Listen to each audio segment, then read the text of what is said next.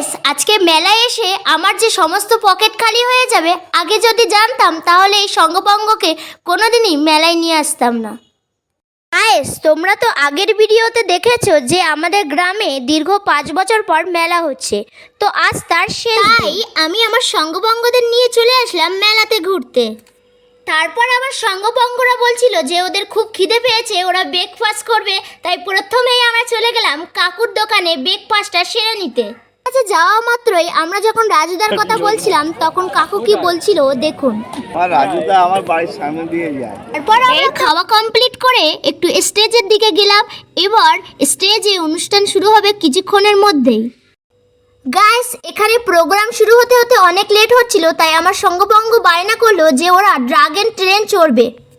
Guys, আমার সঙ্গপঙ্গরা বায়না করেছে আর আমি সেটা পূরণ করব না, এটা তো কখনো হয় না। কিন্তু আজকে আমার পুরো পকেট শেষ হয়ে যাবে, তা যাই হোক, ওদের ইচ্ছা আমি পূরণ করলাম। তারপর আমরা